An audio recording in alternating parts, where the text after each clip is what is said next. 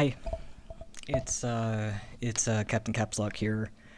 Um, just thought I would make a video, even if no one sees it, which I doubt anyone's gonna see it. Um, I'm got my Poon Poon shirt on, and if you're wondering why I do like this weird motion, it's because I have a little rocking chair, one of these desk rocking chairs, and it helps out a lot with ADHD and stuff like that. I have verbal autism and ADHD. It's really I should probably restart the video after doing that.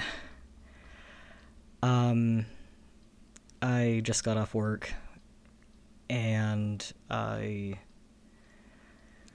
it's Friday, the 2nd of January of 2026, and I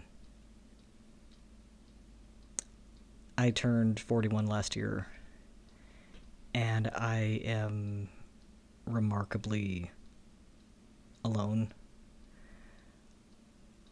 and I'm having a lot of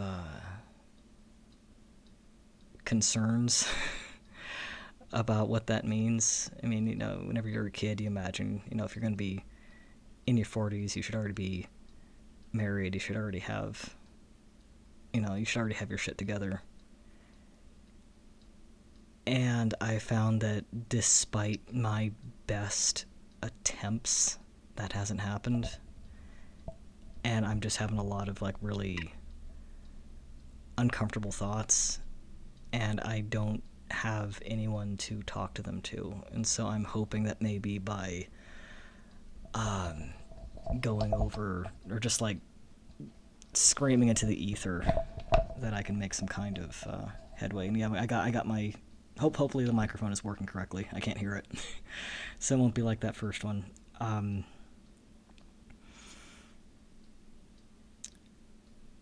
I guess a little bit of introduction.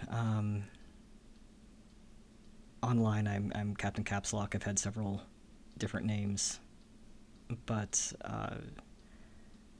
I go by Roman in the real world today. Um, I'm from the U.S. I used to live in Korea and then Canada, and now I've been living in Czech Republic, or Czechia as it goes by now, since 2012. And my lifelong dream was to be a professional comic artist. And despite my best efforts, I have yet to be published. Even though every day since I was 6 years old, I've been drawing and I've been working and I've been making content. And there's just something, I don't know if there's just something about what I do that is very unappealing to the average person, or if I'm just remarkably unlucky. It could be a combination of the two. I don't know. But there's something about what I do that just causes people's eyes to glaze over and they just can't even focus on it. I don't know what it is about what I do that is just so unappealing. Because I really try. Like, I really, really, I pour my heart and soul into everything I do, into every page, every line. I really work hard. And it's the only thing keeping me going. There's this moment in my favorite show or whatever right now is Digital Circus, and there's this moment where Kane is talking to Zubul, and he says that you're suggesting that I'm not good at the only thing I'm good at. Like, this is my passion, and you're telling me I'm bad at the one thing I'm good at, and he starts to fall apart. Like, he starts glitching, and like the world itself starts to fall apart, because that is just such a horrible realization that the thing that you've dedicated your life to is just completely unwanted. And by then it's too late to start over. This is what you poured your skill points into. This is what you focused your life on. There's no turning around. And it is a crushing, crushing sensation. I don't really know what I'm going to talk about here, but I really need to get...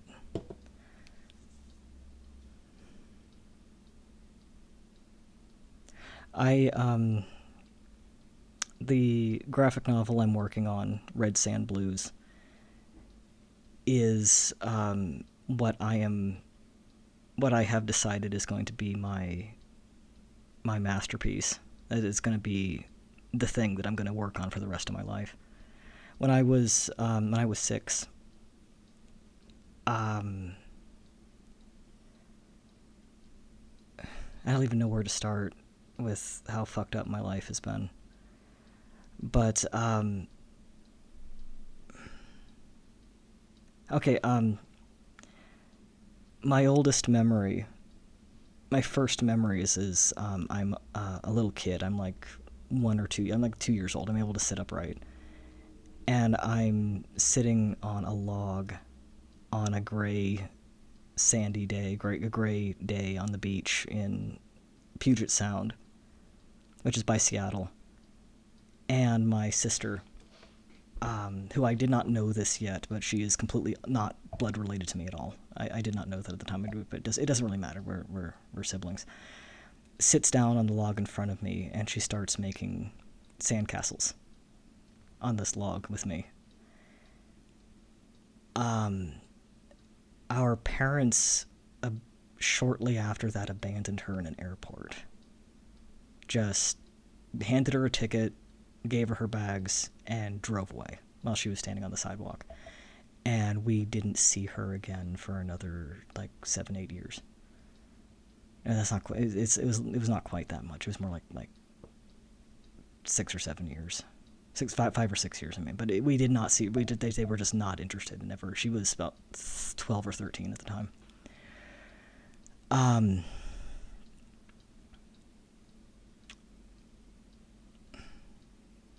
My second oldest memory is, I think I got to be about 3 because I'm quite mobile, and I'm in the front yard of our house in Ohio. I think it was Ohio, or it doesn't matter. I don't fucking remember because we moved around so much. And there are my toys are in the fucking street. I don't know if it was this one specifically, this little popple. It might have been this one. It might have been the purple one. I don't know. I had 3 of them. And it was either this one or it was the purple one. Is just lying on the pavement in the middle of the street. And I think there were more on the other side of the street. Like it's as though someone had taken a bunch of my toys and been throwing them across the street. And I'm running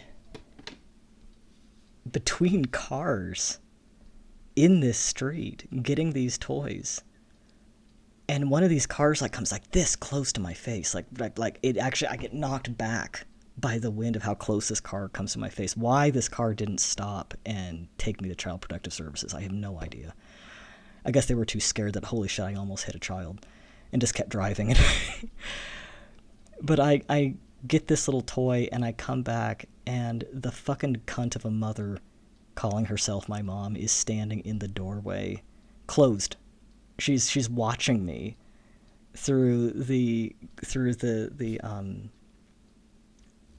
door, through the mesh of the door, and she has this smile on her face. She's looking at me like that, really hard grin, pulled back lips, staring, watching me run across the street. And I come up to the door, and I'm like, hey, I found this was in the street, I got it. And that's the end of the memory. So she tried to kill me. She was trying to get me killed. I don't know if she was the one who put the toys in the street, or if I was just running back and forth and dropping them. I don't know. I was too little. But she was hoping that I would get hit by a car and die, and I would be out of her life, and I would no longer be her burden.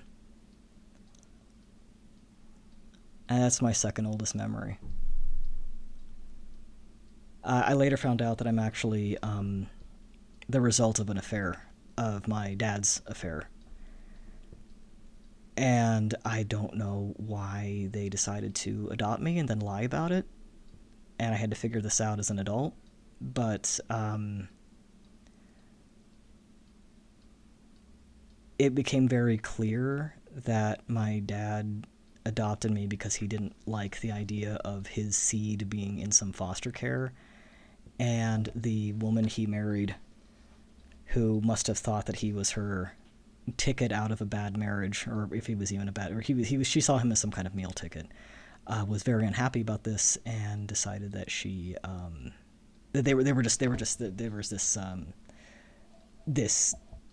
there was this emotional space at all times. It was we are going to. Have you ever seen Vivarium? Remember Vivarium, where the young couple raises a mutant alien child in this cuckoo's nest kind of setup, and there's this whole, we just need to get it alive, we just need to survive to the point, we just keep it alive, and then we will be freed after it's let go. That's how my parents treated Leah and I. They were worse to Leah. They at least, my sister, they at least tolerated me to a degree, as long as I was quiet and I didn't cause problems and I got good grades and I kept myself out of their affairs. I was tolerated. But she was much spicier than me. She was much more confrontational than me. And so they just abandoned her in an airport when she was 13. You know, what?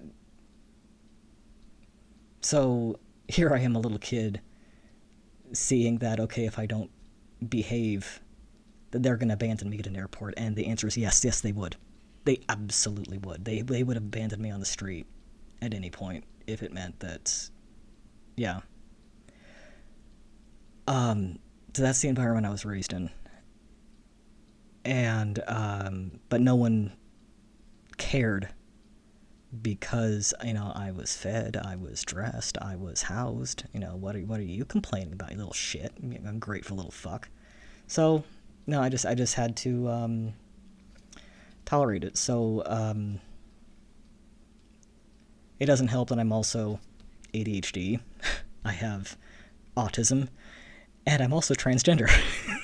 I really needed to be in an environment that was much more hands-on, could have given me some guidance, getting me mental help that I needed, and instead it was shut up until you turn 18 and get the fuck out of our lives. And when I was 6, I'm sitting there and in watching Eureka's Castle, it was, and Jane, I'm not going to call her mom, she's Jane, is sitting on the couch like a fucking blob, and she's just melding into the chair, and she's watching it with me because that's what she did. There was a TV on, she would just focus in on the TV and nothing more. And out of nowhere, I just say, I hate myself. And she absolutely exploded with rage. Like, she just went on this tirade of anger about how much she sacrificed for me, how ungrateful I am, and that I have just destroyed everything. So how dare I hate myself after she has sacrificed her everything for my mere existence. And she demanded I say that I thank her for taking me in, that I say I do love myself, thank you for bringing me to the world. And I'm just sitting there just shaking, I'm sweating, I'm terrified. And I the moment she stops staring daggers into me, I get up and I run out of the room, and to hide in my room. And something happened between me getting up and getting to my room, that walk to my room, that I had what religious people call like a divine moment, where I kind of blacked out for a second, and I felt something external to me speak to me directly. and it was a voice, and it was an urgent voice, and it said it wanted me to make a vow with it. Now, I wasn't. This was not like an evil demonic thing. This was very much a positive thing. I'm just gonna pick up this little toy and play with it. It had me promise, make a vow, make a promise to it, and that promise was, I am not allowed to die until I complete a masterpiece. Now, I'm 6 years old, and I'm severely neglected. I barely understand what the concept of death is. I don't even know if I could say the word masterpiece. I definitely couldn't spell it. And yet this very vivid, powerful thought and enters my mind, and I made a promise to it that I was not allowed to die until I completed a masterpiece. And from that moment forward, that has been my driving force. Like, anytime life became unbearable, I would tell myself, I can't die yet. I haven't completed my masterpiece. And that would give me the strength to keep going. So I started dedicating myself to creating a masterpiece. So, kids at school beat the shit out of me. I gotta focus that fear and that pain into writing. I have to learn how to draw. I need to decide what medium do I want to put my energy into. My parents back me into a corner and scream at me for 3 solid hours about getting a C- on a midterm report card. I black out. I sink back into my head, and I start exploring this wild, interesting inner world. I start creating this inner world, and it's populated with this complex characters and these interesting worlds, and I would just disassociate. And I wrote many stories. I was always writing. I was always creating. Nobody read them. My parents very clearly were not going to read them. I didn't have family who cared about what I did. I didn't have friends. This is the 90s. You really think some poverty town, Baptist poverty towns, are going to in any way support the creative functions of a strange, barely talking, little queer, cryptid child? Do you really? No. No. We're talking about an area when I was in high school, in Ohio. This didn't happen at my high school, but happened to a neighboring one. A boy, before the buses arrived, he shot himself in the head on the front steps of the high school. And this was covered locally. This was in Tuscarawas County, Ohio, at the Dover Public, and you're not going to find anything about this. This was covered locally, and you can't find information on it. But I vividly remember overhearing one of the teachers at my school talking about it amongst other teachers, and she said, "This is God's way of weeding out the weak ones." That's how people in Tusk County, Ohio, reacted to a child committing suicide in public. God's way of weeding out the weak ones. So please tell me what kind of support a trans autistic kid was going to get in an environment like this. Do you think they were going to read my bizarre space operas? Do you think they were going to read my metaphorical fantasy novels? No. That wasn't going to happen. So I had to deeper disassociate. I had to like completely disassociate. I was not in any connection with this poisonous world around me. So, so over the years, things didn't get a whole lot easier. I completely just poured myself into creating, into developing, to creating. And let me tell you, if you are from a shithole town with no opportunities and no support and pre-internet and not getting any tools needed, like I didn't have any tablets, I didn't have a computer, I barely had pencil and paper. I had to completely teach myself by copying out of fucking 2-year-old People magazines. Like it was that I had nothing. And if you are in that environment, there are no opportunities. There are none. We didn't even have a theater. We had nothing. So people are like yeah, someone your age, they already have like multiple contracts with Marvel, or why don't you apply to Fantagraphics? I don't. Yeah, give me a time machine. Give me a fucking time machine, like 25 years ago, and maybe with what I have now, I can apply for that shit. But that's not going to happen today. No, it's not going to happen today. This is the best I can do. So, I've had many. I mean, you look at what I've been able to develop now.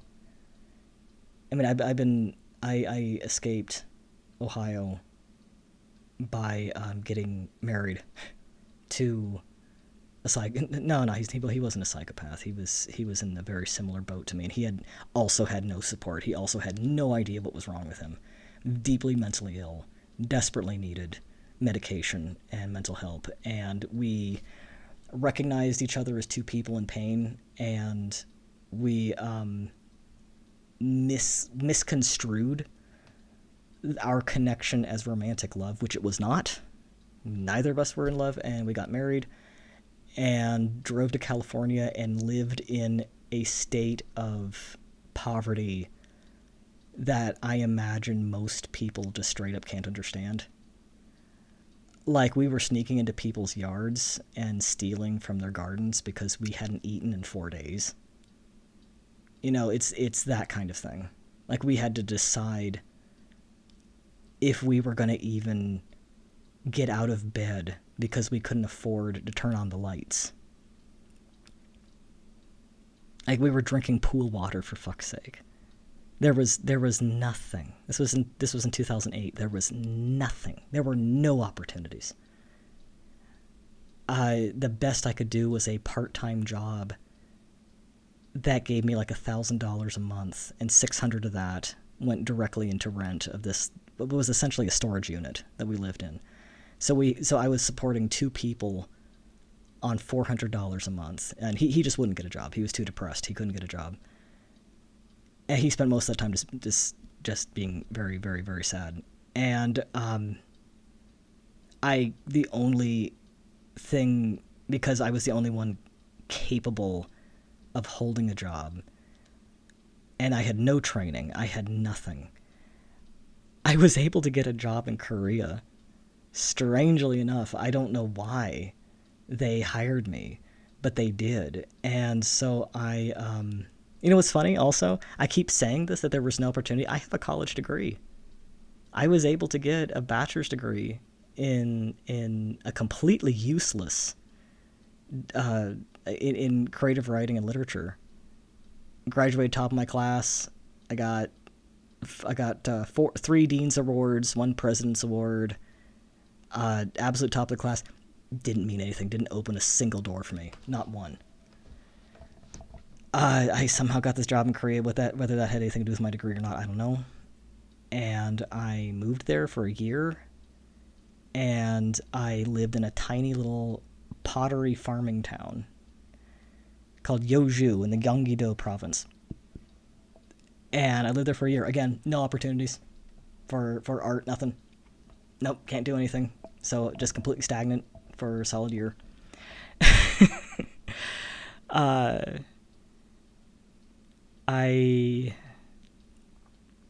Yeah, divorced the divorced that guy while I was in Korea, and I was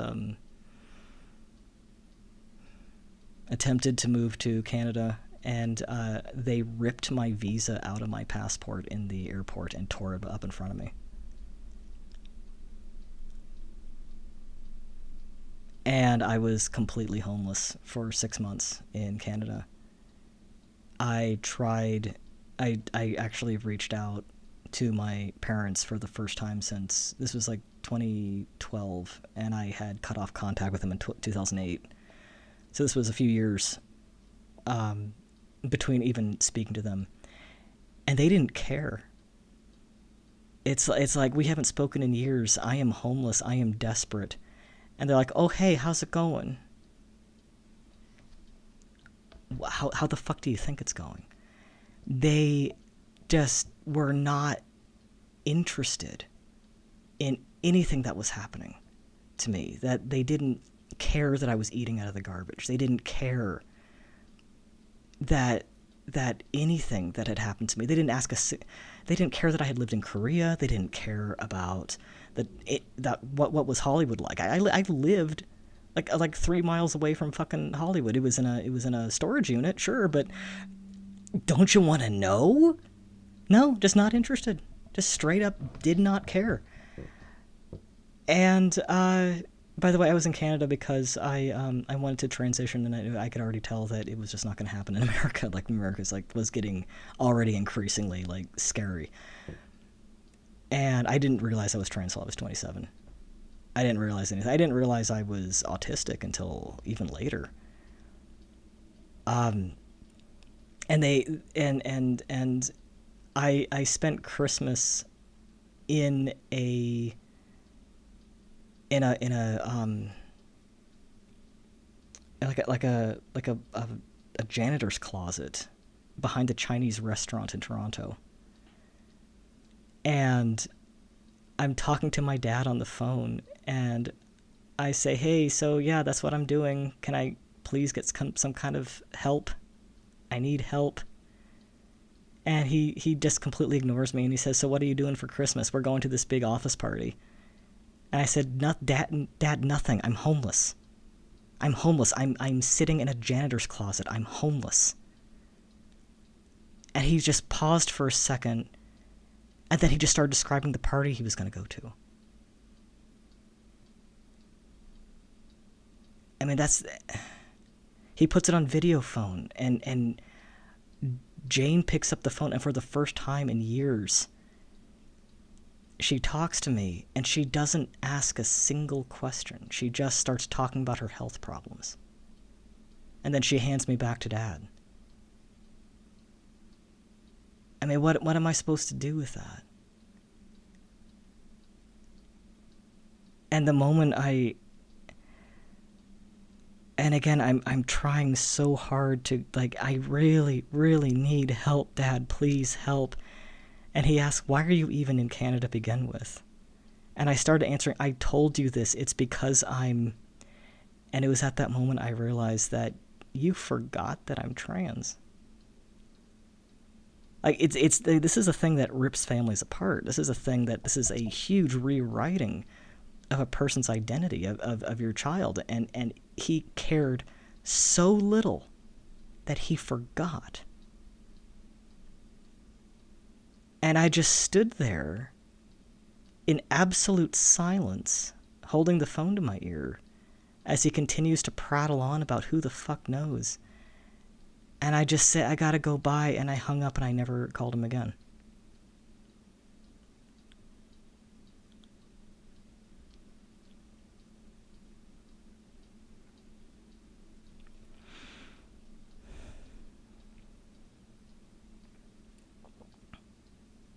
That was Christmas 2011. Um, so yeah, if I didn't have this, the art to keep me alive, I wouldn't be alive. I've had 3 suicide attempts, and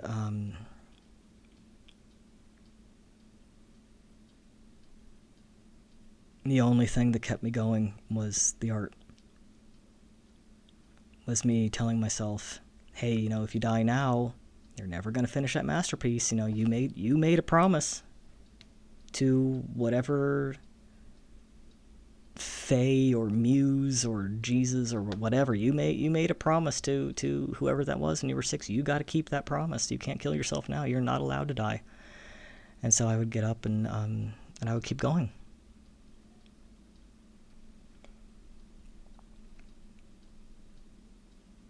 AI can't replicate that shit. Can AI replicate that? So yeah, I understand Kane when he starts breaking down whenever someone tells him that nobody likes his art. And yeah, it hurts. It hurts a fuck ton when I pour every single, everything I have into this fucking graphic novel that I'm doing now. By the way, I chose comics because I wanted to tell stories. I wanted to do something visual, but I had no access to friends. I had no access to cameras. I had no access to animation equipment. I had no access to anything. So all I had were pencils and paper, and you know what you can do with pencils and paper? You can draw comics. And why comics and not novels is because I wanted something visual.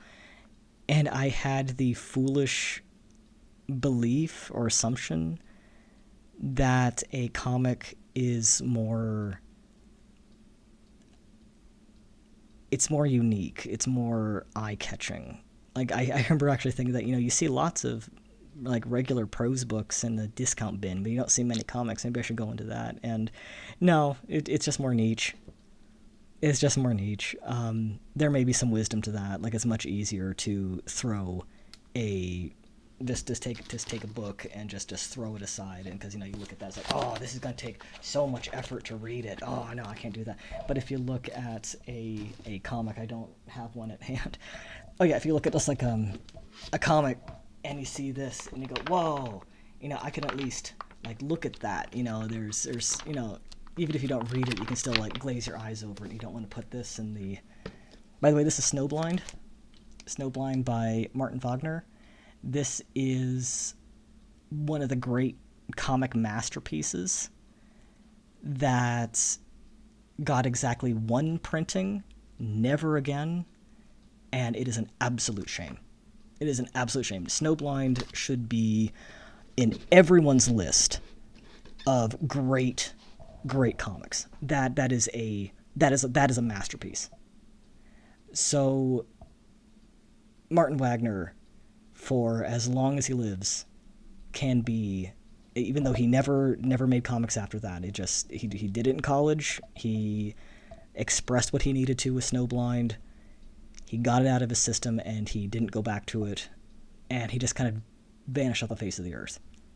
He can die happy because he made a fucking masterpiece, even if no one but some trans autistic douchebag idiot, in Czechia recognizes it. Even if I'm the only one who recognizes it, this guy can die happy because he made a masterpiece.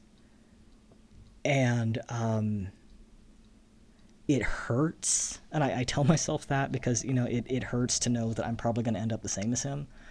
Like, I mean, seriously, this is... Not only is it stunning, but this is the finest piece of feminist literature I have ever read. I mean, this guy, he gets it. He absolutely gets it. This is a story about 5 men who all fail the same woman in drastically different ways over the course of, like, I think it takes place in like a week. There's a lot of time jumping back and forth, but like the main plot only takes place in like a week or two, and everyone fails her to no fault of her own. And I don't know if that was intentional. At this point, I don't think it matters. But for what it is like holy crap. And it also does something. It also does things that only comics can do. It is I'm a big fan of stories by creatives that use the medium to its fullest, like how Toby Fox with Undertale, and I guess with Deltarune. I didn't like Deltarune. I never finished it, but with Undertale, like he really like that's every inch of the medium is utilized with Undertale, and Martin Wagner does the same with Snowblind. I want to do the same with mine. I will, as the comic goes. I'm just gonna spoil some stuff about Red Sand Blues, which is the masterpiece I'm working on. I'm gonna spoil some because you know what? No one's gonna watch this, and no one reads my comic. I got like 30 people max who read it. Okay, no one's gonna fucking read this. No one's gonna watch this and care that I'm spoiling it. So what I'm doing here, the central moral of the story is it's about how I'm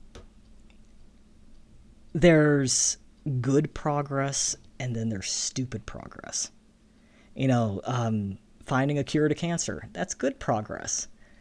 Making giant fucking AI buildings that are just wasting water and electricity and are fucking things. That's not progress. That's a waste of fucking time. How does that improve anybody's life? It improves nobody's life. So I'm taking that to an extreme in that we have the first and last dome on Mars, like a domed colony.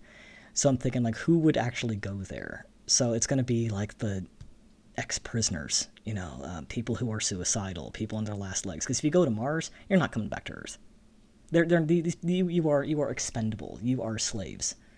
You are just fodder to die in space. But we need someone to construct this dome, and we need someone to actually do the work. Because you got your scientists and you got your investors, but the people to actually they're not going to do labor. They're going to need cannon fodder to do labor. So the story focuses on the labor. So it's extremely like blue collar, but in like this kind of more like proto Cowboy Bebop, because I like seeing like the beginnings of things, like seeing how things really start, and how Cowboy Bebop is a few generations past the start. Like things are not good in space in Cowboy Bebop, but it's cultures are forming. It's pretty established. I want to see like pre-establishment, like the very first steps of establishment. That's what I'm the most interested in. So we are following the laborers who have built the dome. It's only been around for a very short time. They're trying to figure out how to make this work. So you have the scientists who are doing their thing. You have the investors who are a bunch of fucking rich clowns who don't realize that they have also been abandoned. you got your there's a guy like directly based on Epstein there. There's some fucking pop stars, there's some heir to something, but they don't realize that no, they are on Mars not because they are rich and cool, but because the actual rich people on Earth don't want them to be there. They just don't want them anymore. So this was a very easy way to wipe them off. is to send them to Mars to act as like physical proxies to make sure that we actually have stake in this area.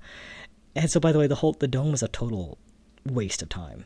It's a waste of resources. Like it is producing nothing. There's no reason for it to be there. And so the dome itself is like one of these AI units. It serves no purpose. So you have these people on Mars who are stuck, who have chosen to work on building and maintaining a dome colony on Mars as a alternative to suicide.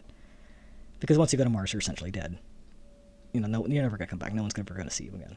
So we follow these people just trying to exist. They're just trying to make their lives worth something. And so we see these, what kind of community would people like this build? And that's what I'm interested in. So this is going to be a 6-volume story. It's only going to have like 3 to 4 chapters per volume, so I'm not expecting any volume to exceed 200 pages. Like this first volume is at 160 pages, and I am 2/3 through chapter 3, and there's only one chapter after this, so they're going to be a pretty reasonable length. So I'm not making, Lord of the Rings here. I'm not pumping that out. So I'm keeping it reasonable size. So volume 1 is 2/3 finished. I've been working on this. I have been writing it since the start of the pandemic, and I had the idea for it. Closer to like 2019. I started like really like thinking about like building this in like 2019, and I started drawing it halfway through 2023. And so it's pretty slow progress, but I've been like increasing speed, and now I have a colorist. Now I have like systems on how to speed things up, and like these little tricks I play on myself to make myself work faster. So now I'm producing 2 pages a week, which is pretty good. That's pretty good. That's 100 pages a year, and I hope to speed that up even faster. And because I want to get more than. And by the way, each chapter is like chapter 3. I just finished page 50, and I'm only like 2/3 through it. So these are hefty sized chapters. But 230 pages of volume. That's reasonable. That's reasonable. That's a Walking Dead volume. That's all right. Omnibus, whatever.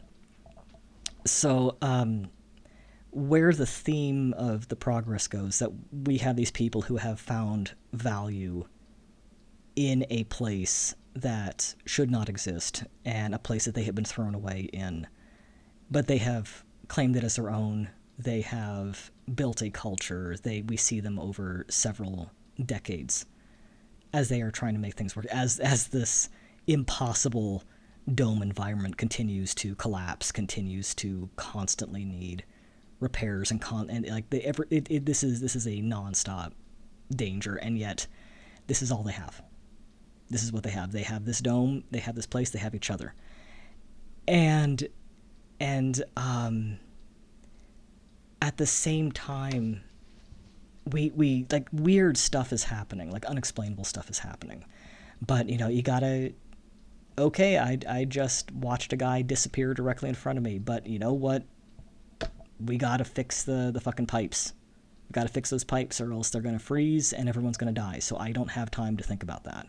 And so that's just this mentality. So they'll talk about, they could be worried about, but what you gonna do? The fucking storm that lasts 8 months is coming. We gotta make sure everything is sealed.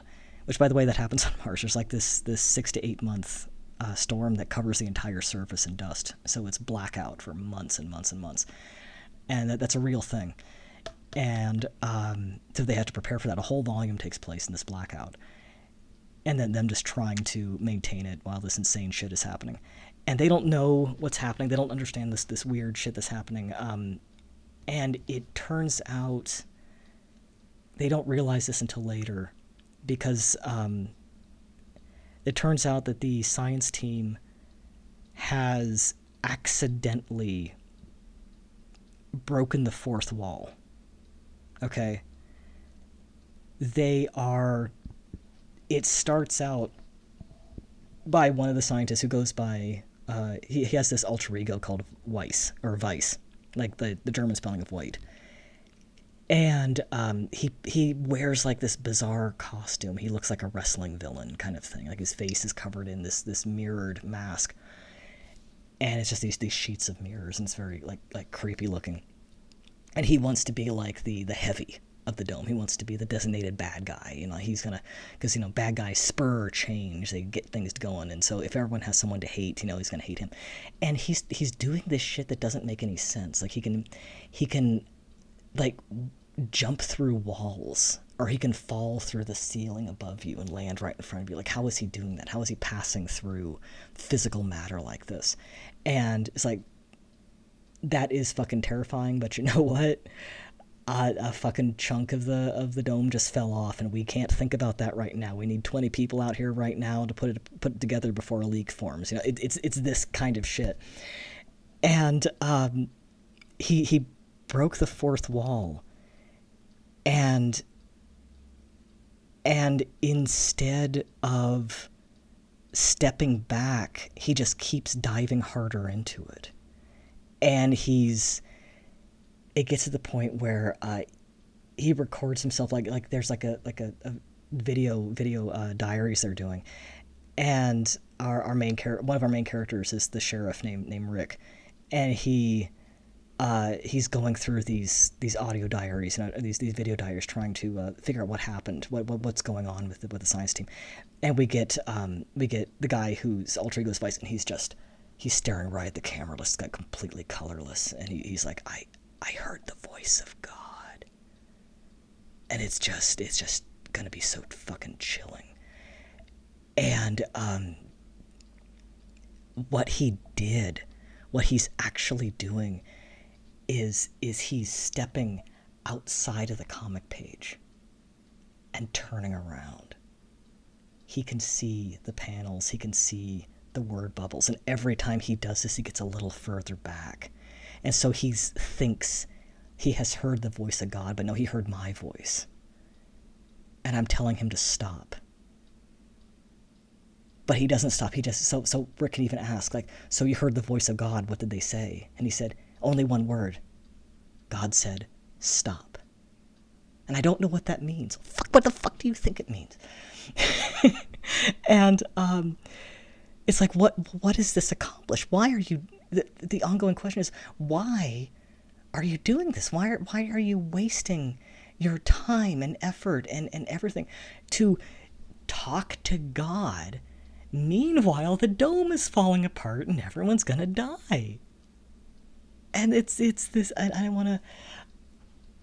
And I want to make this like a metaphor of, like, why are you wasting this effort into this fucking tech bullshit when the Amazon rainforest is dying, when the fucking ice caps are melting? Why are you wasting your time? Mass starvation, like, they could just list off the horrible things that are happening. And what the fuck are you pouring your time and energy into? Are you serious?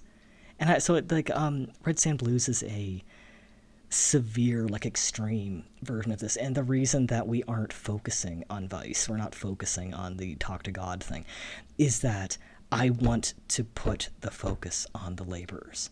I want the people who in any other story would just be collateral.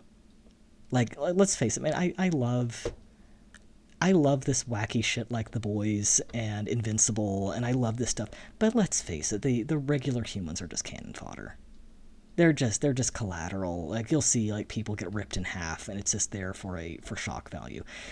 In Red Sand Blues, if someone gets ripped in half, it is going to be a trauma that will ripple throughout the rest of the story to the very end. We will not forget their name. We will not forget who witnessed that. We will make sure that never happens again. There will be even a plaque of that person to never forget. That is what happens to the laborers. And I want that to be abundantly clear in this story. And yeah, so if you can't tell, I take this extremely seriously. This is I am pouring all my experiences, my whole heart and soul into this story. This is my life. And it is painful that there is no one in my life who reads it. Like, I've dated people who wouldn't read it. And I think the reason that they wouldn't read it is not because they wouldn't like it, because these are people who love space operas, people who love this esoteric kind of going into weird, this, they love this kind of stuff. I bet if anyone besides me recommended it to them, they'd love it. But it's because it's someone they know, they feel like it's an obligation, and they go, I don't want, that's going to be, I gotta raise it. And so they don't want to do it. But if, like, I don't know, some random asshat on the street said, hey, check out Red Sand Blues, you'd really like it, they'd read it in a second. Like, I think that's it. So, yeah, that's the story. If that doesn't convince you that maybe you'd like it, there's a trans romance in it with a trans guy and a cis guy, because that's something that I and other trans guys have experienced on dating cis men, and I've never seen that in fiction ever in my life. I have never once seen a story where there is a main character. We have main characters who are, one is a cis man and the other is a trans man, and they just date or are in a completely healthy, loving relationship, and it's just kind of there. And I've never seen that. And so I thought, fuck it, I'm going to include this. Because it's, so if you like having a queer romance in a story that isn't the center of it, it's just kind of a natural thing that happens among characters. It's there. If you like stories about space, about hard blue collar life, about breaking fourth wall shenanigans, if you like stuff that is making statements about modern society and in classic sci-fi being worried about where tech is headed, you might like it. We have people taking apart a Bugatti and turning it into a motorcycle to ride on the surface of Mars. I mean, holy shit, that should be pretty badass, right? It's something you should want to see, right? Yeah, we got people smoking weed on Mars. There's a whole cannabis farm, because, it's either that or they're going to start making their own booze, and you don't want that. That's going to get dangerous. I really work hard on this. And I'm 41, and this is Red Sand Blues is my masterpiece. And I'm writing this for me, for my sister, who died in 2016 from an aneurysm. I'm doing this for the people who were kind to me when I was homeless. I'm doing this for the taxi driver who gave me his number and said, if you have no one to spend Christmas with, you can spend it with me. I'm doing it for the friend I made in Czechia who did everything in his power to bring me here because he was my friend, and he got me out of the streets in Canada and brought me here and gave me the opportunities that I needed, even if it was just an open door. That's all he could offer, was an open door. And I'm alive. I have a roof over my head. I have food in that fridge over there. That's all I needed was a door. I'm doing it for people who have had to survive lives like I have, and they need to hear a voice tell them that it's not hopeless. And I hope that it reaches the right people. It is probably never going to be published. It's probably never going to be recognized. My dream is to be invited onto a panel or a podcast. A panel would be best. And I would love to stand and just be there and see this room full of people who are there because they liked my work and they want to listen to me and they want to ask me questions. That is my dream. I want to be invited on a panel, and I want people to be excited to see me and to have me sign my book, and they will tell me how important this book was to them and how much they loved it, even if it's just one person. That is my dream. I think about that every day. Even if I'm 86 years old, I'm going to be aiming for that. I'm going to work hard every day, which I do, and I have been since I was 6 years old. And I publish several times, well, now twice a week, but, I'm going to get that up to 3, hopefully more. Who knows? And I write this for them, and that's what I want. And like I said, no one's going to listen to this. No one's going to read this like an hour long already. No one's going to watch this. But I really need to talk. And I need to share. And I need to get this shit out of festering inside of me. And if you have made it this far, which I doubt anyone has, thank you. If you made it this far, write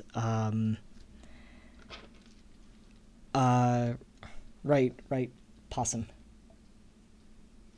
Write possum if you made it this far in the comment. Bye.